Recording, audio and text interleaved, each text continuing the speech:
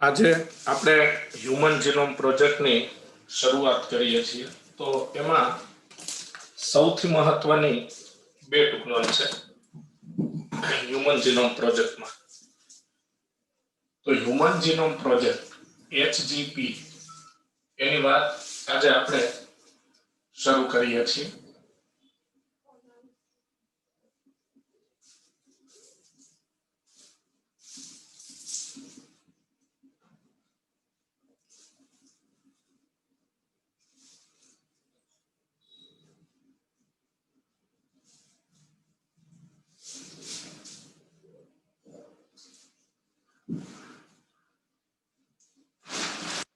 HGP human genome project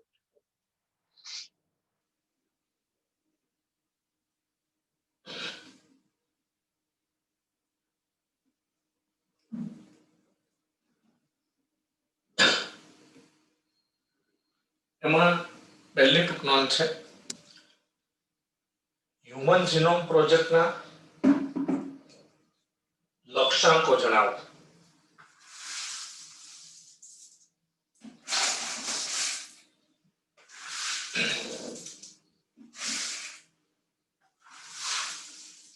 human genome project એટલે કે HGP ના લક્ષ્યાંકો જણાવો.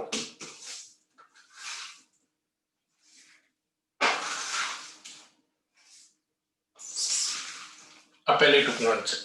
હવે હ્યુમન જીનોમ પ્રોજેક્ટ છે શું? તો હ્યુમન એટલે માનવ, જીનોમ એટલે જનીન. જીનોમ એટલે આખો કોષ હોય એનું જે કુલ ડીએનએ હોય એને જીનોમ કહેવાય. અને પ્રોજેક્ટ એટલે એના વિશે જે સંશોધનો થયા અને જે સંશોધન ક્ષેત્ર ડેવલપ થયું એ પ્રોજેક્ટ. તો હ્યુમન જીનોમ પ્રોજેક્ટમાં મનુષ્યના ડીએનએમાં એટલે મનુષ્યના સંપૂર્ણ ડીએનએમાં એટલે આપણા એક કોષમાં જે ટોટલ ડીએનએ હોય 2.2 મીટર લાંબો ડીએનએ અને એમાં 3 અબજ જેટલા નાઇટ્રોજન બેઝ હોય આપણા એક ડીએનએમાં એટલે એક કોષના ડીએનએમાં અને બધા કોષનું ડીએનએ સરખું હોય. એટલે આપણા દરેક કોષનું ડીએનએ 3 અબજ નાઇટ્રોજન બેઝ ધરાવે, 300 કરોડ નાઇટ્રોજન બેઝ ધરાવે. તો આ દરેક નાઇટ્રોજન બેઝ છે એનો ક્રમ જાણવાની વાત છે કે પ્રથમ ક્રમ પર કયો નાઇટ્રોજન બેઝ છે, બીજા ક્રમ પર, 15મા ક્રમ પર, 5મા લાખમાં એટલે 5 લાખમાં ક્રમ પર, 5 કરોડમાં ક્રમ પર. બરાબર, આને કહેવાય હ્યુમન જીનોમ પ્રોજેક્ટ. હવે વૈજ્ઞાનિકોને આ હ્યુમન જીનોમ પ્રોજેક્ટ ક્ષેત્ર એટલે હ્યુમન જીનોમ પ્રોજેક્ટ અંતર્ગત આ ક્ષેત્રમાં સંશોધન કરવાની વધુ તીવ્ર ઈચ્છા કેવી રીતે થઈ? વૈજ્ઞાનિકો આવા સંશોધનો માટે કેમ વિવશ થયા? તો જો એની વાત કરીએ તો આપણે આ ચેપ્ટર અત્યાર સુધીમાં ભણ્યા એમાં આપણને ખ્યાલ છે કે ડીએનએમાં નાઇટ્રોજન બેઝનો ક્રમ છે કે કોઈ પણ સજીવમાં આનુવંશિકતાની માહિતી નક્કી કરે છે. એટલે કોઈ પણ સજીવમાં આનુવંશિકતાની માહિતી એ સજીવના ડીએનએમાં રહેલા નાઇટ્રોજન બેઝના ક્રમ દ્વારા નક્કી થાય. કારણ કે અત્યાર સુધીના ચેપ્ટરમાં આપણે બધા જ મોટા ભાગના એ ટોપિક ભણી ચૂક્યા છીએ કે ડીએનએ એમઆરએનએ ઉત્પન્ન કરે અને એમઆરએનએ પ્રોટીન બનાવે. એટલે પ્રોટીનમાં જે એમિનો એસિડનો ક્રમ છે ડીએનએમાં રહેલા નાઇટ્રોજન બેઝના ક્રમ મુજબ નક્કી થાય. એટલે ડીએનએમાં નાઇટ્રોજન બેઝનો ક્રમ એ આનુવંશિકતાની માહિતી નક્કી કરે છે. બીજા શબ્દોમાં કહીએ તો કોઈ પણ સજીવની આનુવંશિક વ્યવસ્થા તેના ડીએનએમાં જોવા મળતા ક્રમ દ્વારા નક્કી થાય. બે વ્યક્તિઓમાં જે ભિન્નતા જોવા મળે છે, તમે બે સગા ભાઈઓ જોવો કે કોઈ પણ બે વ્યક્તિઓ જોવો, દુનિયાની કોઈ પણ બે વ્યક્તિમાં કાંઈક તો ભિન્નતા છે. 100% તો સમાનતા નથી. બે સગા ભાઈ હોય તો પણ એમાં 100% સમાનતા નથી. તો દુનિયાની કોઈ પણ બે વ્યક્તિમાં જે ભિન્નતા જોવા મળે છે એ તેના ડીએનએના નાઇટ્રોજન બેઝના ક્રમની ભિન્નતાને લીધે હોય છે. એટલે કે કોઈ પણ બે વ્યક્તિમાં ભિન્નતા શા માટે હોય છે? ભલે બહુ ઓછી ભિન્નતા હોય તો પણ એ ભિન્નતા શા માટે હોય છે? તો કે એ બંને વ્યક્તિના ડીએનએમાં નાઇટ્રોજન બેઝનો ક્રમ જુદો જુદો હોય છે. તો દુનિયાની કોઈ પણ બે વ્યક્તિના ડીએનએ માં નાઇટ્રોજન બેઝનો ક્રમ જુદો જુદો હોય છે, એટલે દુનિયાની દરેક વ્યક્તિઓ એકબીજાથી જુદી છે. આ ધારણાઓ એટલે કે આ બાબત જાણવા મળી પછી હ્યુમન જીનોમમાં એટલે માનવના જનીનમાં રહેલા ડીએનએના સંપૂર્ણ અનુક્રમ વિશે તપાસ કરવા માટે વૈજ્ઞાનિકો વિવશ થયા. વૈજ્ઞાનિકોને માનવના સંપૂર્ણ ડીએનએમાં રહેલ નાઇટ્રોજન બેઝના ક્રમ વિશે જાણવાની ખૂબ ઈચ્છા થઈ. જીનેટિક એન્જિનિયરિંગ ટેકનોલોજી ડેવલપ થઈ. જીનેટિક એન્જિનિયરિંગ ટેકનોલોજી એટલે બે અલગ અલગ સજીવના ડીએનએને જોડી શકાય અને નવો ડીએનએ બનાવી શકાય, જેના દ્વારા દવાઓ, રસીઓ વગેરે ખાદ્ય પદાર્થો વગેરે બનાવી શકાય, જેનો અભ્યાસ આપણે 11મા ચેપ્ટરમાં કરીશું. એ 11મું ચેપ્ટર આપણે આ ચેપ્ટર પૂરું થાય પછી શરૂ કરવાનું છે. તો જીનેટિક એન્જિનિયરિંગની ટેકનિકનો વિકાસ થયો એટલે ડીએનએના ખંડનું અલગીકરણ એટલે કે ડીએનએના ટુકડાનું અલગીકરણ, એટલે કોઈ પણ સજીવમાંથી તમે ચોક્કસ ડીએનએનો ટુકડો અલગ કરી શકો અથવા ક્લોનિંગ કરી શકાય. ક્લોનિંગ એટલે એક ડીએનએ માંથી બે ડીએનએ, બેમાંથી 4 ડીએનએ, ટૂંકમાં ડીએનએની સંખ્યા વધારી શકાય, નવા ડીએનએ કૃત્રિમ રીતે ઉત્પન્ન કરાવી શકાય, એટલે કે ડીએનએ નું ક્લોનિંગ કરાવી શકાય. તો જ્યારથી છેલ્લા કેટલાક વર્ષોથી દુનિયામાં જીનેટિક એન્જિનિયરિંગના ક્ષેત્રનો વિકાસ થયો, જીનેટિક એન્જિનિયરિંગની ટેકનોલોજીઓ ડેવલપ થઈ, ત્યારથી કોઈ પણ સજીવના ડીએનએના ખંડનું અલગીકરણ કરી શકાય છે, એટલે કે ડીએનએના ટુકડાને કોઈ પણ સજીવમાંથી અલગ કરી શકાય છે તથા ડીએનએનું ક્લોનિંગ કરી શકાય છે. તો જીનેટિક એન્જિનિયરિંગના ક્ષેત્રના વિકાસથી ડીએનએના ખંડનું અલગીકરણ અને તેનું ક્લોનિંગ શક્ય બન્યું છે. અને ડીએનએ ક્રમને જાણવા માટે સરળ અને ઝડપી ટેકનિકનો વિકાસ થયો એટલે 1990માં હ્યુમન જીનોમના અનુક્રમની તપાસ કરવા માટે એક મહત્વાકાંક્ષી પ્રોજેક્ટની શરૂઆત થઈ. તો આપણે એવું કહી શકીએ કે હ્યુમન જીનોમ પ્રોજેક્ટ છે એ 1990ની સાલમાં શરૂ થયો. 1990ની સાલમાં શરૂ થયો. તો હ્યુમન જીનોમ પ્રોજેક્ટ 1990માં શરૂ થયો, શરૂઆત થઈ અને 2013માં એ પૂર્ણ થયો. 2013માં એ પૂર્ણ થયો, 2003માં પૂર્ણ થયો, 13માં નહીં. તો 2003માં પૂર્ણ થયો એટલે એનો મતલબ એવો થયો કે 13 વર્ષમાં હ્યુમન જીનોમ પ્રોજેક્ટ પૂરો થઈ ગયો. એટલે એમસીક્યુમાં આ માહિતી પૂછાય એવી છે કે હ્યુમન જીનોમ પ્રોજેક્ટની શરૂઆત કઈ સાલમાં થઈ? 1990માં. હ્યુમન જીનોમ પ્રોજેક્ટ કઈ સાલમાં પૂર્ણ થયો? 2003માં. એટલે કે 13 વર્ષમાં હ્યુમન જીનોમ પ્રોજેક્ટના સંશોધનો પૂર્ણ થયા. ઓકે, હવે હ્યુમન જીનોમ પ્રોજેક્ટ એક મેગા એટલે મોટો, મહા પ્રોજેક્ટ છે, ખૂબ મોટો પ્રોજેક્ટ છે. આ પ્રોજેક્ટના હેતુને આપણે ધ્યાનમાં રાખીએ તો તેના વિસ્તાર અને આવશ્યકતા વિશે કલ્પના કરી શકાય. એટલે કે કેટલો મોટો પ્રોજેક્ટ છે, તેની આવશ્યકતા શું છે, તેમાં ખર્ચ શું થાય છે, દુનિયાના ખૂબ મહાન વૈજ્ઞાનિકો તેમાં રોકાયેલા છે, સુપર પાવર કોમ્પ્યુટર્સની જરૂર પડે છે. તો હ્યુમન જીનોમ પ્રોજેક્ટના હેતુને ધ્યાનમાં રાખીએ તો તેનો વિસ્તાર એટલે કે કેટલો મોટો પ્રોજેક્ટ છે અને તેની આવશ્યકતા શું છે તેની કલ્પના આપણે કરી શકીએ. હવે હ્યુમન જીનોમમાં લગભગ 3 × 10⁹ બેઝ પેર છે. હ્યુમન જીનોમમાં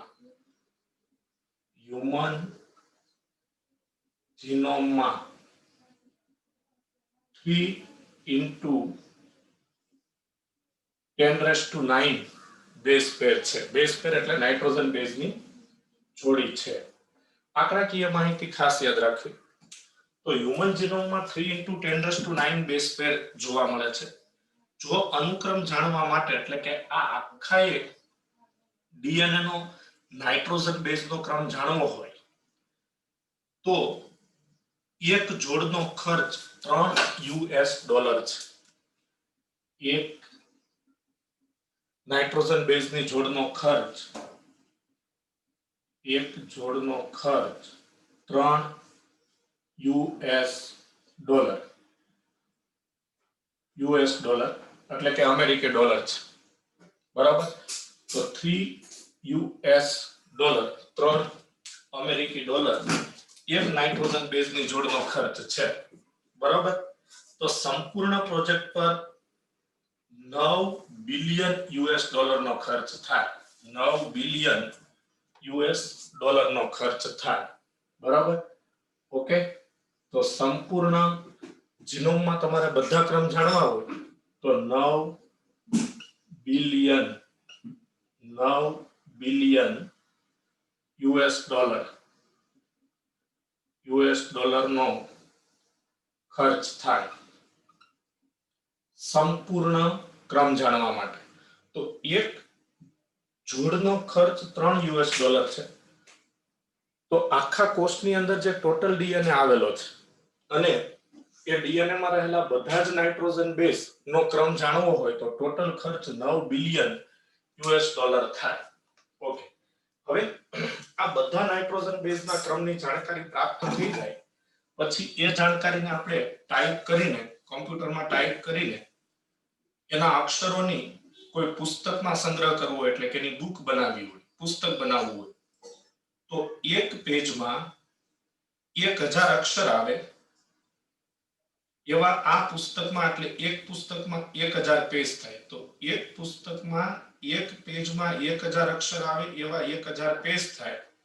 તો એક માનવ કોષની ડીએનએ ની માહિતીને ભેગી કરવી હોય તો 3300 પુસ્તકની જરૂરિયાત પડે. ઓકે. આ રીતે મોટી સંખ્યામાં આંકડાઓની પ્રાપ્તિ માટે ખૂબ જ ઝડપવાળા સંગણક સાધનની જરૂર પડે. તો મોટી સંખ્યામાં આવા આંકડાઓનો સંગ્રહ કરવો હોય, આ બધા ડેટાનો સંગ્રહ કરવો હોય તો ખૂબ ઝડપવાળા સંગણક સાધન કમ્પ્યુટરની જરૂર પડે, સુપર પાવર કમ્પ્યુટરની જરૂર પડે, જેનાથી આંકડાઓનો સંગ્રહ કરી શકાય એટલે કે નાઇટ્રોજન બેઝનો ક્રમ છે એની માહિતીના આંકડાનો સંગ્રહ કરી શકાય, તેનું વિશ્લેષણ કરી શકાય અને પુનઃ ઉપયોગ પણ કરી શકાય.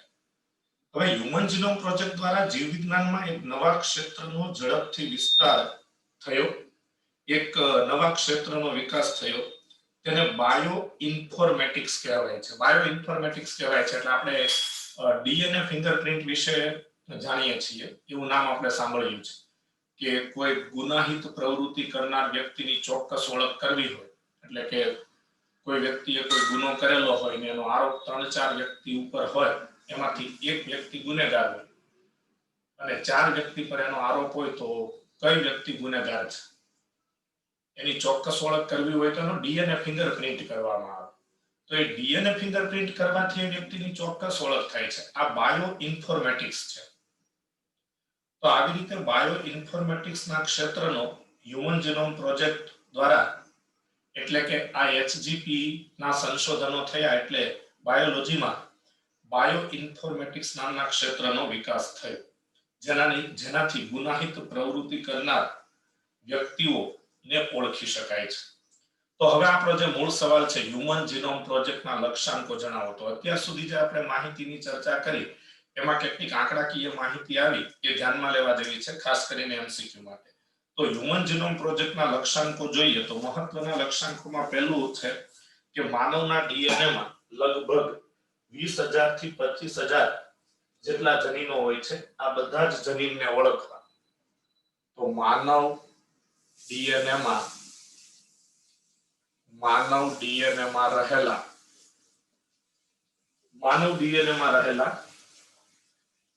20 થી 25,000 જનીનોને ઓળખવા. રહેલા 20,000 થી 25,000, બરાબર, 20,000 થી 25,000 જનીનો છે એ બધા જનીનોને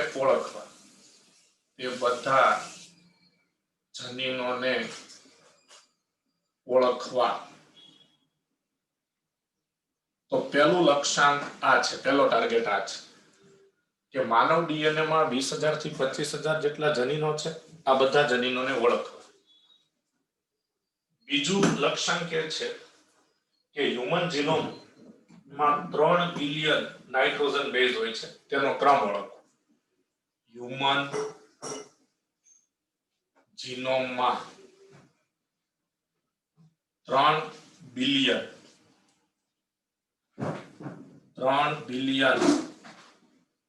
નાઇટ્રોજન બેઝ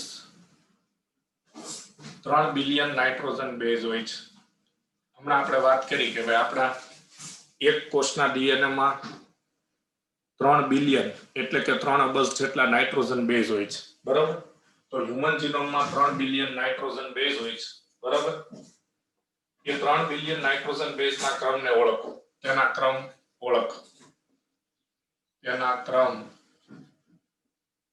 ઓળખવા. મૂળ હેતુ તો જો કે આ જ છે. હ્યુમન જીનોમ પ્રોજેક્ટની શરૂઆત જ આ હેતુ પૂરો કરવા માટે થઈ કે હ્યુમન જીનોમમાં રહેલા બધા નાઇટ્રોજન બેઝનો ક્રમ જાણવો. ત્રીજું લક્ષ્યાંક એ છે કે આ માહિતીને ડેટાબેઝ સ્વરૂપે સંગ્રહિત કરવી. આ માહિતીને ડેટાબેઝ સ્વરૂપે સંગ્રહ કર્યો. એટલે કોઈ ફેમિલી હોય એનો અનેક પેઢી સુધી ઇતિહાસ જાણી શકાય. જેમ કે આગળ આપણે 5મા ચેપ્ટરમાં કેમ હિમોફિલિયા, રંગઅંધતા વગેરે પેડિગ્રી એનાલિસિસ દ્વારા જાણી શકીએ છીએ. તો આ માહિતીને ડેટાબેઝ સ્વરૂપે સંગ્રહિત કરવી. ડેટાબેઝ સ્વરૂપે સંગ્રહિત કરવી એટલે ડીએનએ માં જે નાઇટ્રોજન બેઝના ક્રમની માહિતી મળે એના ડેટાનો સંગ્રહ કરવો. ચોથો લક્ષ્યાંક એ છે માહિતીના વિશ્લેષણ માટે ઉપકરણોમાં સુધારો કરવો. માહિતીના વિશ્લેષણ માટે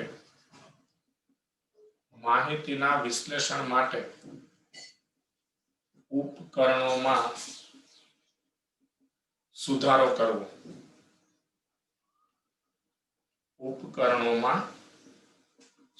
કરવો. માહિતીના વિશ્લેષણ માટે ઉપકરણોમાં સુધારો કરવો એટલે પોઈન્ટ એવું કહેવા માંગે છે કે જે ઇન્સ્ટ્રુમેન્ટ ઉપકરણો એટલે ઇન્સ્ટ્રુમેન્ટ સાધનો એટલે હ્યુમન જીનોમ પ્રોજેક્ટમાં સંશોધનના કાર્ય માટે જે સાધનો યુઝ થાય છે, જે ટેકનોલોજી યુઝ થાય છે, એને અપગ્રેડ કરવી, એને અપડેટ કરવી, તેમાં સુધારો કરવો. 5મો લક્ષ્યાંક છે સંબંધિત માહિતીને ઇન્ડસ્ટ્રીઝ જેવા પ્રાઇવેટ સેક્ટરમાં રૂપાંતરિત કરવી. સંબંધિત માહિતીને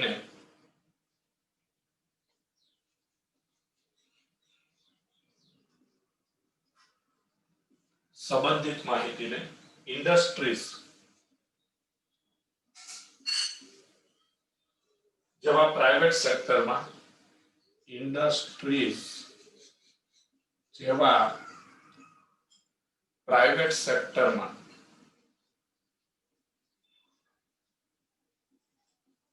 રૂપાંતરિત કરવી.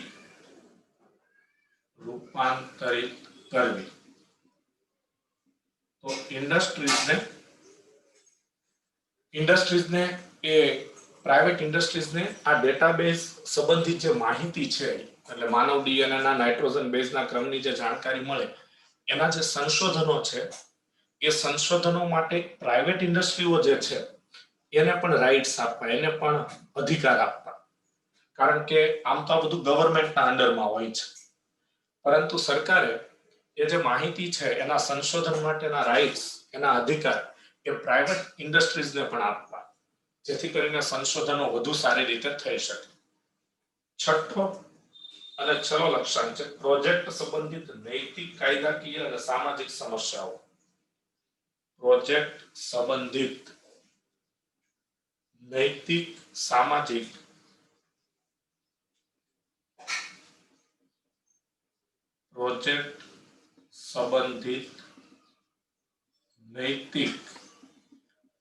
નૈતિક એટલે એથિકલ, કાયદાકીય એટલે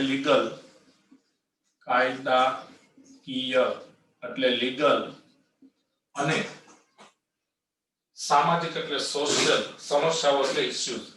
સામાજિક સમસ્યાઓને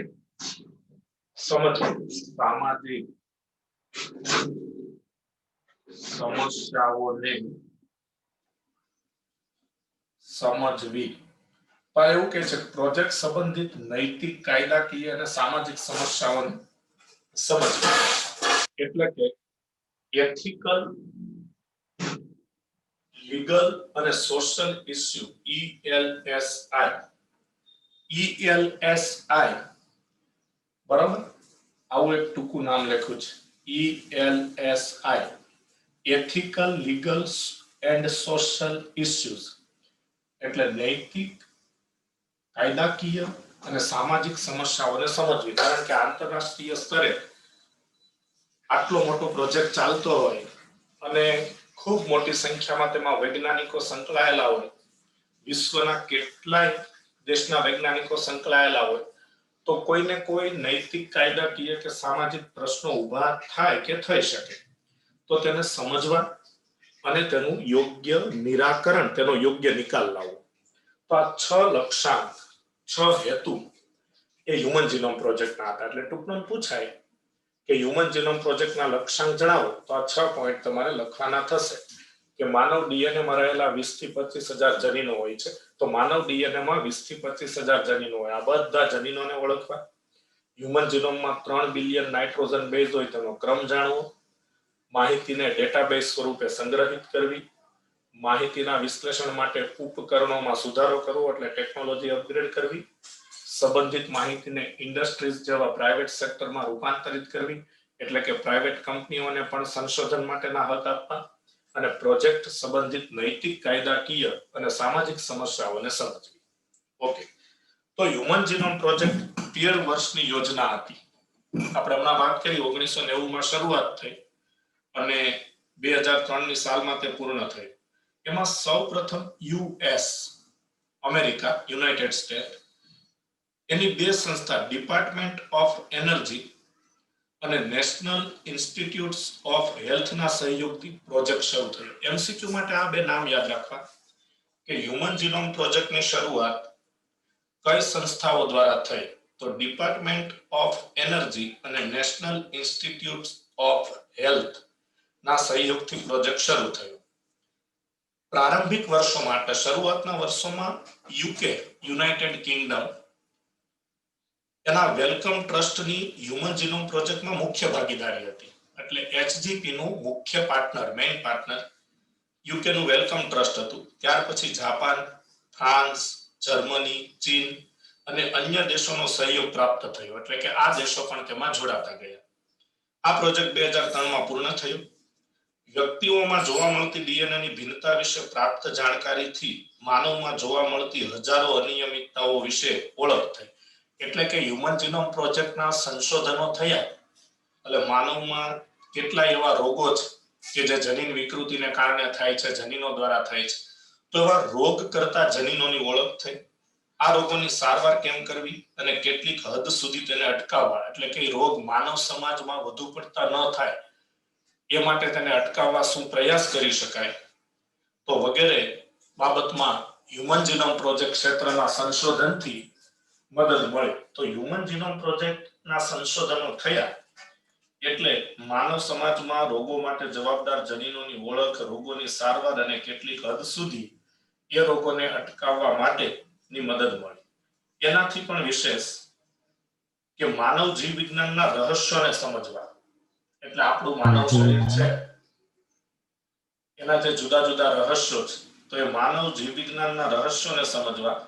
પછી માનવ સિવાયના સજીવો, માનવેતર સજીવો, માનવેતર સજીવો એટલે માનવ સિવાયના સજીવોના ડીએનએના ક્રમની જાણકારી પણ પ્રાપ્ત થઈ. તેના આધારે તેની પ્રાકૃતિક ક્ષમતાનો ઉપયોગ કરી સ્વાસ્થ્ય સુરક્ષા, એટલે માનવ સિવાયના સજીવો એટલે દાખલા તરીકે બેક્ટેરિયા, માનો કે ઇકોલાઈ બેક્ટેરિયા, વાયરસ, આ બધા જનીન દ્રવ્ય તો ધરાવે જ છે, ડીએનએ તો ધરાવે જ છે. બેક્ટેરિયા પણ, વાયરસ પણ ડીએનએ ધરાવે છે.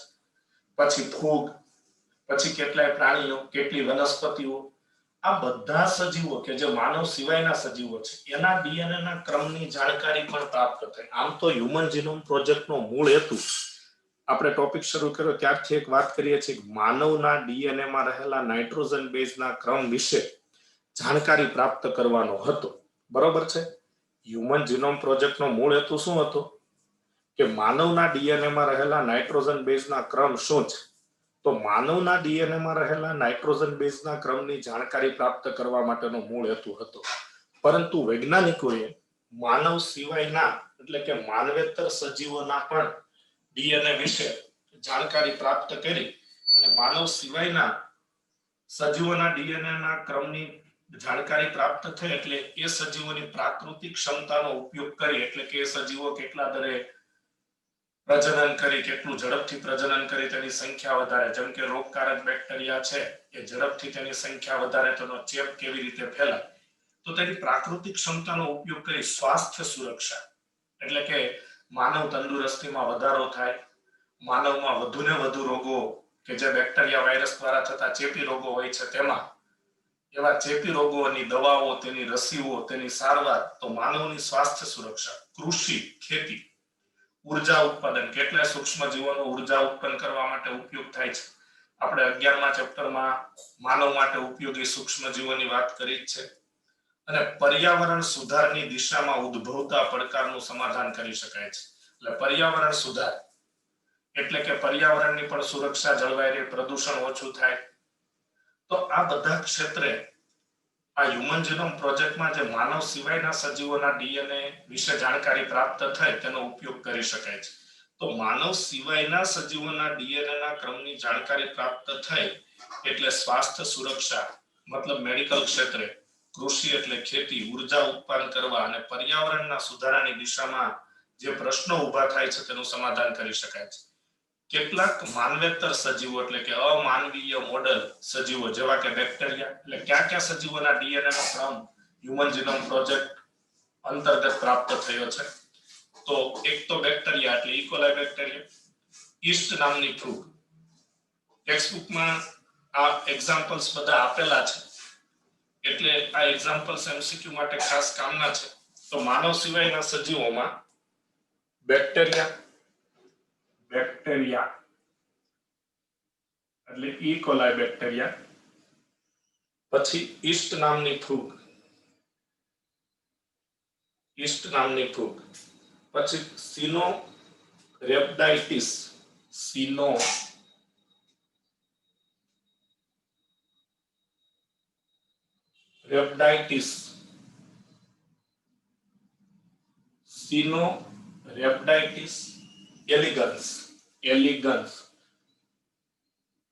એલિગન્સ.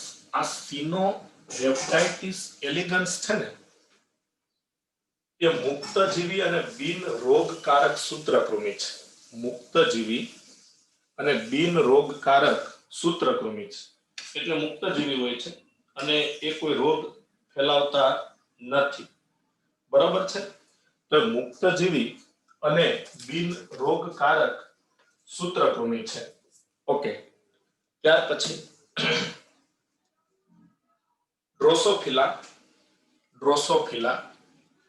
ડ્રોસોફિલા જે ફળ માખી છે, ડ્રોસોફિલા, અને ડાંગર તથા આર્બિડોપ્સિસ, ડાંગર નામની વનસ્પતિ અને આર્બિડોપ્સિસ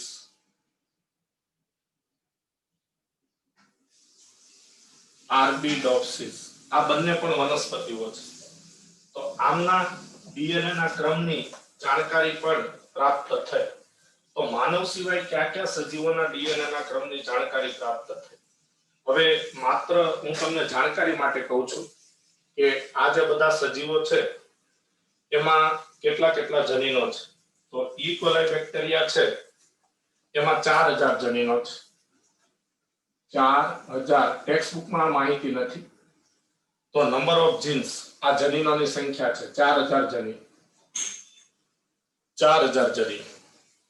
ત્યાર પછી આ સેકેરોમાઇસિસ સેરિવિસી નામની ઈસ્ટ છે એમાં 6000 જનીન છે. સેકેરોમાઇસિસ સેરિવિસી 6000 જનીન છે. પછી સિનોરેપ્ટાઇટિસ એલિગન્સ છે એમાં 18000 જનીન છે. 18000 જનીન છે. 18000 જનીનો છે. ડ્રોસોફિલામાં 13000 જનીનો છે. ડ્રોસોફિલા માખીમાં 13000 જનીનો છે. 13000 જનીનો છે. બરાબર? ઓકે. ત્યાર પછી આર્બિડોપ્સિસ, તો આર્બિડોપ્સિસમાં 25,000 જનીનો છે. 25,000 જનીનો છે. અને ઓરિઝા સટાઇવા, તો ઓરિઝા સટાઇવા એટલે ડાંગરની જાતિ છે. એમાં 32,000 થી 50,000 જનીનો છે. 32,000 થી 50,000 જનીનો છે. તો આ એક જનીનો વિશેની માહિતી, પણ આ આંકડાકીય માહિતી ટેક્સ્ટ બુકમાં નથી આપેલી, એટલે એનું કોઈ ખાસ મહત્વ નથી.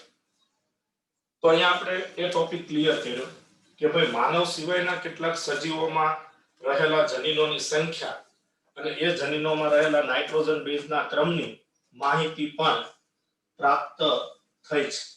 ઓકે, હવે નવા સવાલ તરફ જઈએ. તો હવે હ્યુમન જીનોમ પ્રોજેક્ટમાં એક નવો સવાલ લઈએ છીએ. હ્યુમન જીનોમ પ્રોજેક્ટના વિશિષ્ટ લક્ષણો જણાવો. આમાં પણ કેટલીક માહિતી જ છે, પણ ટૂંકનોંધ તરીકે પૂછાઈ શકે છે. તો એચજીપી ના મહત્વના લક્ષણો, એચજીપી ના મહત્વના લક્ષણો વર્ણવો. તો એની ચર્ચા હવે આપણે શરૂ કરીએ છીએ. તો એચજીપી ના મહત્વના લક્ષણો.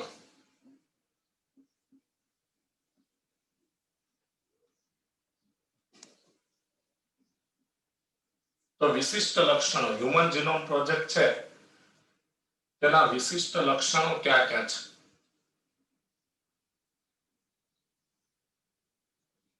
તો એચજીપી ના વિશિષ્ટ લક્ષણો, એચજીપી ના વિશિષ્ટ લક્ષણો લખો.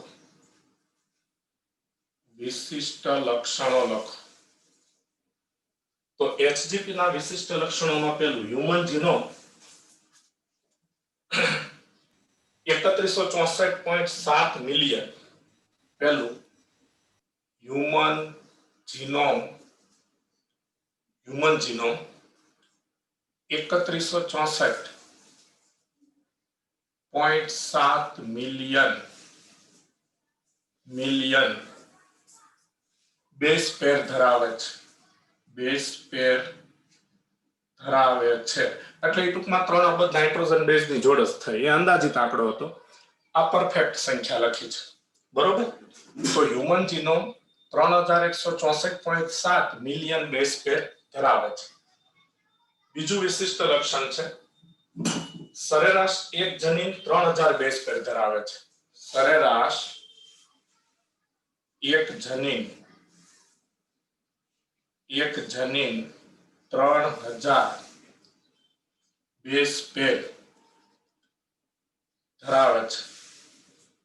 તો એક જનીનમાં 3000 નાઇટ્રોજન બેઝની જોડ હોય, કારણ કે 25,000 થી 30,000 જેટલા જનીનો હોય, બરોબર. ઓકે, પછી તેના આકારમાં અત્યંત ભિન્નતાઓ છે. હવે મનુષ્યમાં સૌથી મોટો જનીન, મનુષ્યમાં સૌથી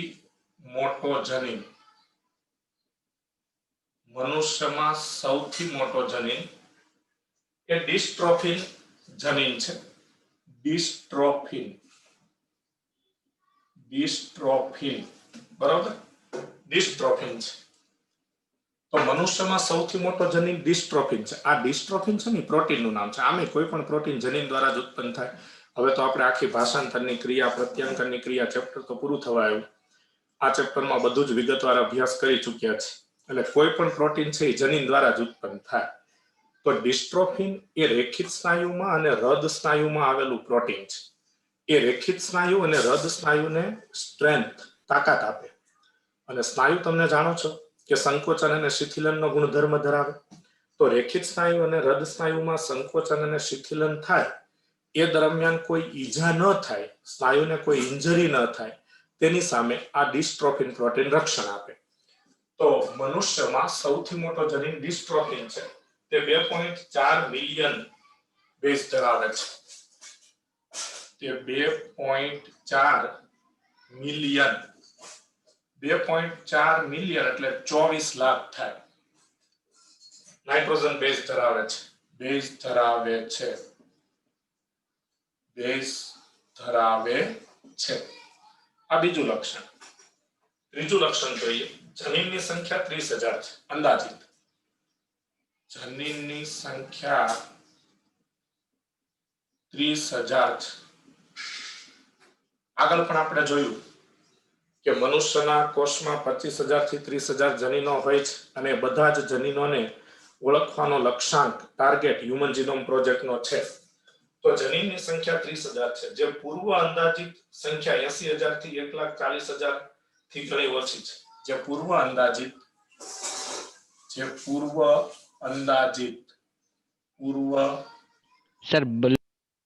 અંદાજિત 80,000 થી સર બ્લડ દેખાય છે સૌ 80,000 થી 1,40,000 જનીનની સંખ્યાથી ઘણી ઓછી છે 80,000 થી 1,40,000 બરાબર જનીનની સંખ્યાથી ઘણી ઓછી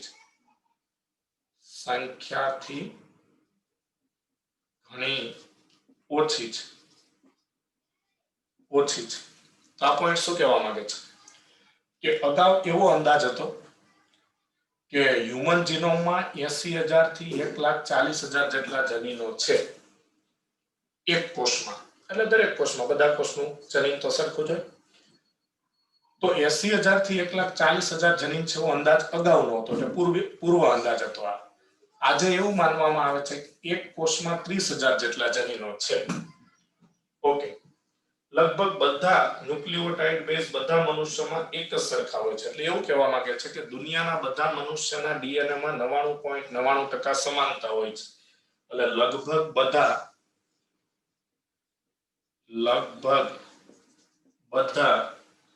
99.9% ન્યુક્લિયોટાઇડ બેઝ એટલે નાઇટ્રોજન બેઝ ન્યુક્લિયોટાઇડ બેઝ એટલે કે નાઇટ્રોજન બેઝ બધા મનુષ્યમાં એક જ સરખા હોય છે બધા મનુષ્યમાં એક જ સરખા હોય છે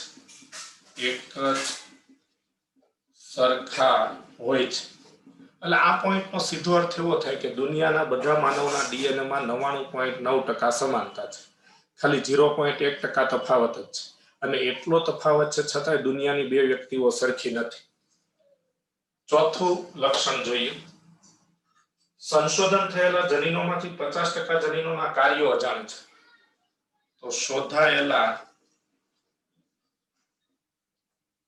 જનીનોમાંથી એટલે કે જનીનો પૈકી 50% જનીનોના કાર્યો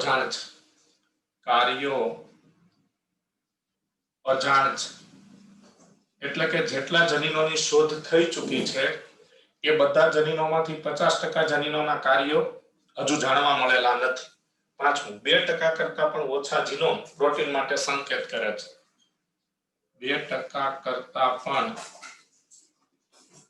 ઓછા જીનોમ પ્રોટીન માટે સંકેત કરે છે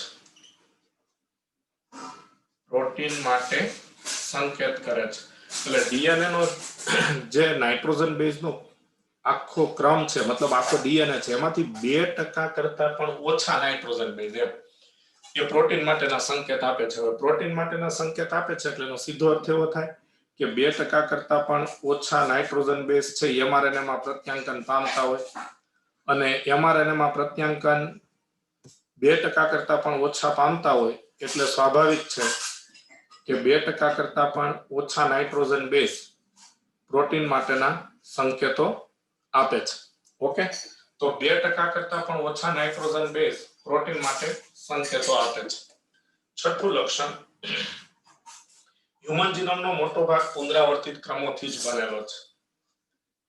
હ્યુમન જીનોમનો મોટો ભાગ પુનરાવર્તિત ક્રમોથી જ બનેલો છે. પુનરાવર્તિત ક્રમોથી જ બનેલો છે. આ તો આપણે જાણીએ છીએ કે ભાઈ 4 જ પ્રકારના નાઇટ્રોજન બેઝ હોય, A, G, C અને T, અને સંખ્યા નાઇટ્રોજન બેઝની 3 અબજ હોય, તો સ્વાભાવિક છે પુનરાવર્તન જ થવાનું, એકનો એક નાઇટ્રોજન બેઝ વારંવાર રિપીટ જ થવાનો. સાતમું લક્ષણ, પુનરાવર્તિત ક્રમ ડીએનએ માં ફેલાયેલા છે, જેની ક્યારેક ક્યારેક 100 થી 1000 વખત પુનરાવર્તિત થાય છે. 100 થી 1000 વખત રિપીટ થાય છે, બરાબર, પુનરાવૃત્ત થાય છે અને રિપીટ થાય છે.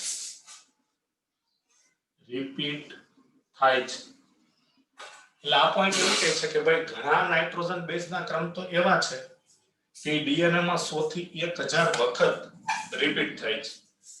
એટલે એના વિશે એવું મનાય છે કે તેનો સીધો સાંકેતિક કાર્યમાં કોઈ સંબંધ નથી, પરંતુ તેનાથી રંગસૂત્રની રચના, રંગસૂત્રની ગતિશક્તિ અને વિકાસ વિશે જાણકારી પ્રાપ્ત થાય છે. તો તેના વિશે એવું માનવામાં આવે છે કે તેનો સીધો સાંકેતિક કાર્યમાં કોઈ સંબંધ નથી. તેનો સીધો સાંકેતિક કાર્યમાં, હવે સાંકેતિક કાર્યમાં એટલે પ્રોટીન સંશ્લેષણમાં, પ્રોટીન બનાવવા માટે સાંકેતિક કાર્યમાં કોઈ સંબંધ નથી. કોઈ સંબંધ નથી. એટલે આ પોઈન્ટ એવું કહેવા માંગે છે કે ભાઈ ડીએનએ માં કેટલાક નાઇટ્રોજન બેઝ 100 થી 1000 વખત રિપીટ થાય છે, એટલે તેનો સીધો સાંકેતિક કાર્યમાં કોઈ સંબંધ નથી, બરોબર, પરંતુ તેનાથી રંગસૂત્રની રચના,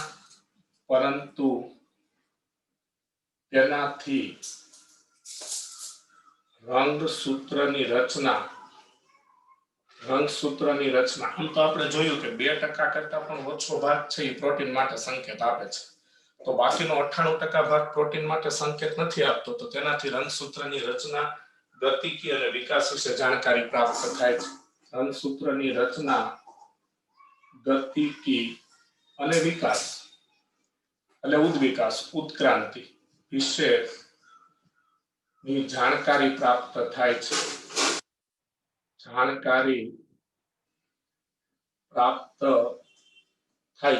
બરોબર. તો તેનાથી રંગસૂત્રની રચના, રંગસૂત્રની ગતિ અને ઉદ્વિકાસ વિશેની જાણકારી પ્રાપ્ત થાય છે, બરોબર. ઓકે, ત્યાર પછી નવી લાક્ષણિકતા એવું કહે છે, 8મી લાક્ષણિકતા કે પ્રથમ રંગસૂત્ર સૌથી વધુ જનીન, પ્રથમ રંગસૂત્ર સૌથી વધુ જનીન,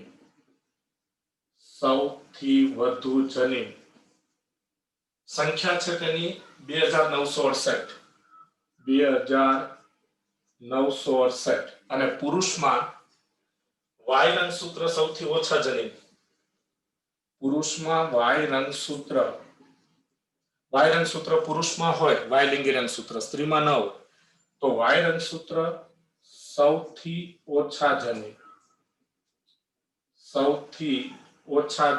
231 ધરાવે છે. તો આપણે બધા જાણીએ છીએ કે મનુષ્યના એક કોષમાં 23 જોડ રંગસૂત્ર હોય, એટલે 46 રંગસૂત્ર હોય. એમાં પહેલું જે રંગસૂત્ર હોય, પહેલું રંગસૂત્ર સૌથી મોટું હોય. તો પહેલું રંગસૂત્ર મેટાસેન્ટ્રિક પ્રકારનું હોય, એટલે સેન્ટ્રોમિયર વચ્ચે હોય અને એ સૌથી મોટું હોય. એટલે એમાં 2968 જનીનો હોય, એટલે સૌથી વધુ જનીન હોય.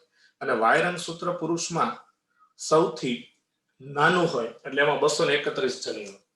છેલ્લો પોઈન્ટ કે વૈજ્ઞાનિકોએ મનુષ્યમાં લગભગ 1.4 મિલિયન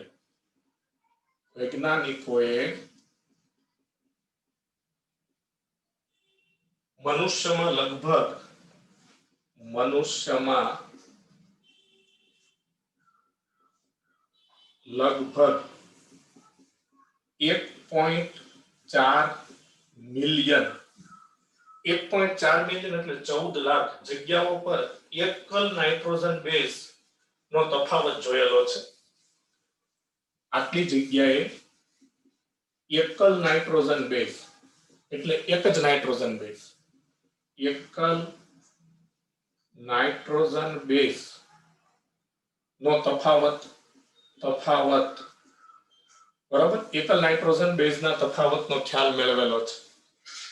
એકલ નાઇટ્રોજન બેઝના તફાવતનો ખ્યાલ મેળવેલો છે. એટલે વૈજ્ઞાનિકોએ મનુષ્યના કોષમાં 1.4 મિલિયન જગ્યાએ એક નાઇટ્રોજન બેઝનો તફાવત છે એવી જાણકારી મેળવેલી છે. તેને સ્નિપ્સ કહેવાય છે, સિંગલ ન્યુક્લિયોટાઇડ પોલીમોર્ફિઝમ. જેને સ્નિપ્સ કહેવાય છે. બરાબર, તો સ્નિપ્સ કહેવાય છે એટલે સિંગલ ન્યુક્લિયોટાઇડ પોલીમોર્ફિઝમ્સ, SNPS. બરાબર, પોલીમોર્ફિઝમ્સ કહેવાય છે. તો સિંગલ ન્યુક્લિયોટાઇડ પોલીમોર્ફિઝમ્સ. પોલીમોર્ફિઝમ એટલે વિવિધતા, વેરિએશન. એટલે એમ કે મનુષ્યના ડીએનએ માં 1.4 મિલિયન જગ્યાએ ખાલી એક નાઇટ્રોજન બેઝનો જ તફાવત છે, 2 કે 3 નાઇટ્રોજન બેઝનો તફાવત નથી. ઓકે, તો આ માહિતીથી રંગસૂત્રમાં એ જગ્યાઓ કે જે રોગ સાથે સંકળાયેલો ક્રમ અને માનવના ઇતિહાસ વિશે તપાસ કરવામાં મદદરૂપ થાય છે. એટલે આ એક જ નાઇટ્રોજન બેઝનો જે તફાવત મેળવેલો છે તેનાથી શું ફાયદો થાય છે? તો કે તેનાથી રોગ સાથે સંકળાયેલ નાઇટ્રોજન બેઝનો ક્રમ એટલે કે રંગસૂત્ર પર કયા નાઇટ્રોજન બેઝ, રંગસૂત્રમાં ડીએનએ આવેલો હોય તેમાં કયા નાઇટ્રોજન બેઝ રોગ સાથે સંકળાયેલા છે તેનો ક્રમ અને માનવના ઇતિહાસ વિશેની તપાસ કરવાની માહિતી પ્રાપ્ત થાય છે. તો આ હ્યુમન જીનોમ પ્રોજેક્ટના વિશિષ્ટ લક્ષણોની ચર્ચા થઈ. અહીં આપણે લેક્ચર પૂર્ણ કરીએ છીએ. હવે આગળનો ટોપિક આપણે આવતીકાલના નેક્સ્ટ લેક્ચરમાં જોઈશું.